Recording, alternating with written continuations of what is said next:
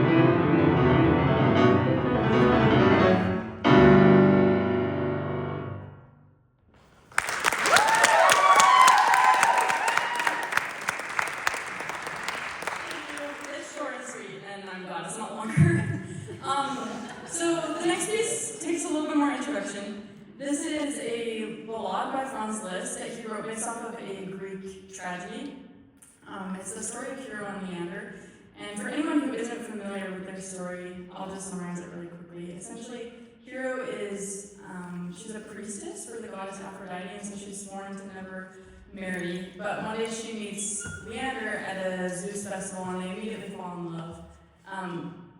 But they're sworn to secrecy, and so Hero lives in a tower in the middle of the sea, and so every night Leander swims across the sea to her, to be with her without anyone knowing. And each night as he's swimming, the piece goes through 4 nights, and you hear it get more dramatic, there are more waves, more wind, and every night he has a lamp in Hero's tower that guides him. But on the 4th night, the wind is so intense that it blows out her lamp, and with nothing to guide him, he drowns in the sea. Hero sees his body on the shore the next morning and is so stricken with grief that she flings herself out of her tower. So it's quite a tragic ending, but Liszt was very religious near the end of his life anyways, and he kind of wrote his own version of a happy ending to it. But I'll get to that in a second. I'm actually going to introduce some themes from the piece really fast, if I can get the mic turn. So there are 3 themes that I want to share really quick. The first is Leander's theme that we hear every night as he swims across the sea, and that goes like this.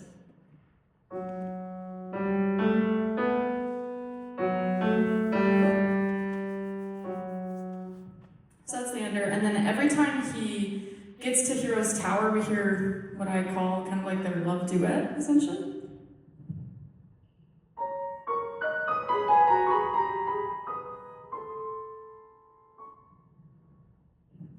And then the last one is Hero's theme.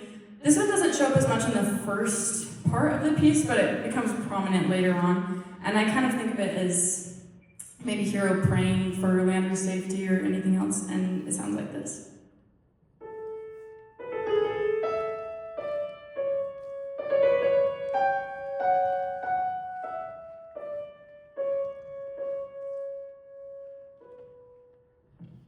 So, those are 3 themes. Sorry, this is kind of like a lecture, but I think it's cool. So, essentially, we have those themes, we hear them a lot every night, and when Liszt was writing music, he would associate specific keys with certain meanings. And this piece is written in B minor. A really prominent key near the end of the piece, though, is B major, which Liszt often used in relation to heaven. And after Hero and Leander both die, we get all 3 of those themes restated in B major, which I think is Liszt's way of expressing his faith that even though they had a tragic ending on Earth, all the characters, well, the 2 characters, were reunited in heaven. It's a very dramatic, very emotionally intense piece, and I hope you enjoy this second